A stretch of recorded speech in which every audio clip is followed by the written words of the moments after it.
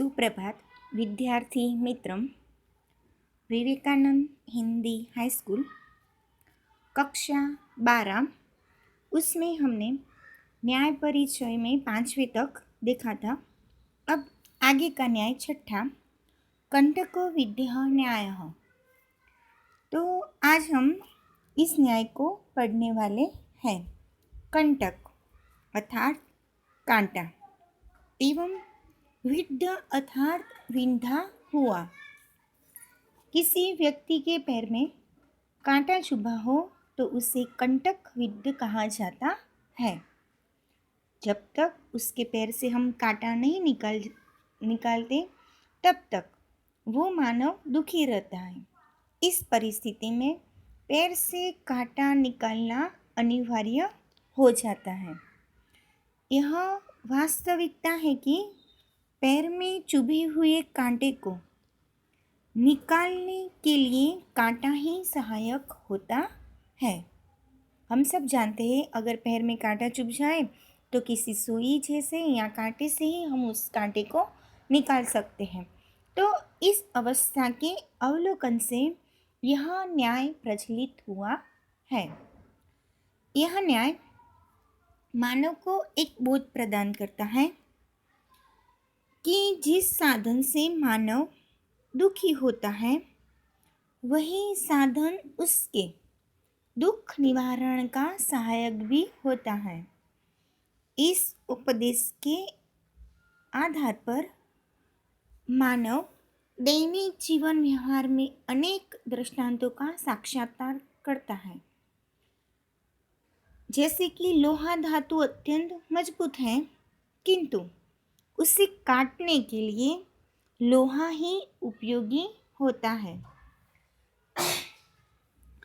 सर्प के विषय के निवारण यानी कि सर्प, यदि किसी को सर्प का विष यानी कि किसी ने सर्प को काटा हो और उस विष को उतारने के लिए उसका विष ही औषध बनता है, तो सर्प विष से ही औषधि का निर्माण किया जाता है।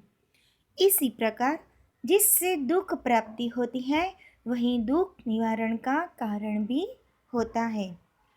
तो यह बोध से, इस न्याय से हमें एक ही बोध प्राप्त होता है कि जिस कंटक में हानि करने की शक्ति है वही कंटक मानव के लिए लाभदायक भी होता है, और जिस विष में मानव जीवन को समाप्त करने की शक्ति है उसी विष में मानव को जीवन देने की भी एक शक्ति अंतर्निहित हुई है। अतः कोई, यानी हमें इससे सीखना है कि हमारे जीवन में यदि कोई वस्तु हानिकारक है, यह मानकर हमें उस अस्तित्व को सदा के लिए समाप्त करने की मूर्खता करनी चाहिए नहीं, लेकिन उसी वस्तु से उसका निवारण करने की चाह रखनी चाहिए। तभी मानव अपने जीवन में सुखी बन पाता है। अब 7वां न्याय, चित्र तुरंग न्याय। चित्र अर्थात कागज या दीवार पर अंकित चित्र एवं तुरंग अर्थात घोड़ा या कागज या दीवार पर अंकित घोड़े की चित्र को देखकर इस न्याय की परिकल्पना की गई है। चित्रों में अंकित घोड़ा एवं वास्तविक घोड़ा, ये दोनों ही भिन्न हैं। वास्तविक घोड़ा वास्तविक है, चित्र के रूप में अंकित अश्व चित्र के रूप में ही है। एक सजीव है और दूसरा निर्जीव है। एक वास्तविक है, दूसरा एक कल्पना है।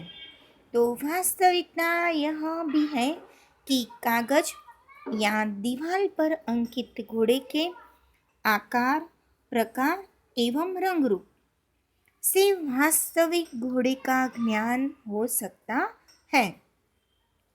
अगर किसी बच्चे ने घोड़ा नहीं देखा है लेकिन वो ऐसा चित्र देखता है तो वो एक परिकल्पना कर सकता है कि घोड़ा कैसा हो सकता है। तो इससे उसे क्या होता है, ज्ञान प्राप्त होता है। यदि किसी व्यक्ति के पास वास्तविक घोड़ा उपलब्ध नहीं है, तथापि वह वास्तविक घोड़े के विषय में जानना चाहता है, इस परिस्थिति में उस व्यक्ति को घोड़े से परिचित कराने के लिए वास्तविक घोड़ा उपस्थित करने की आवश्यकता नहीं होती। वास्तविक घोड़े की उपस्थिति में या अनुपस्थिति में वह चित्र के द्वारा उस जिज्ञासु को उस अश्व से परिचित करवाया जाता है। इस प्रकार ज्ञानार्जन यानी कि ज्ञान प्राप्त करने के लिए उपाय का बोध कराने हेतु इस न्याय की परिकल्पना की है।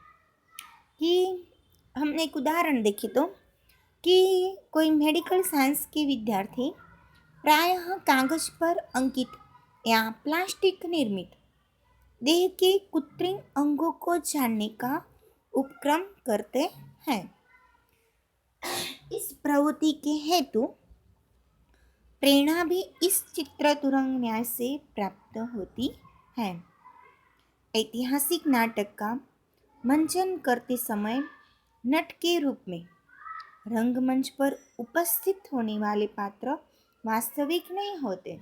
हम सब जानते हैं, अगर कोई अच्छे ग्रंथ में से कोई नाटक लेकर उसे जब स्टेज पे प्रस्तुत किया जाता है, तब वो जो पात्र है वो अवास्तविक है, कि उस पात्र से आशय से हमें ऐतिहासिक वास्तविक पात्र का ज्ञान प्राप्त होता है। तो इस प्रकार अवास्तविक साधन के आश्रय से वास्तविक को जानने का उपक्रम किया जा सकता है। यह बोध प्रदान करने हेतु यह न्याय उपकारक बनता है। तो अब हम आगे का 8वां, 9वां और 10वां न्याय हम अगले वीडियो में देखेंगे।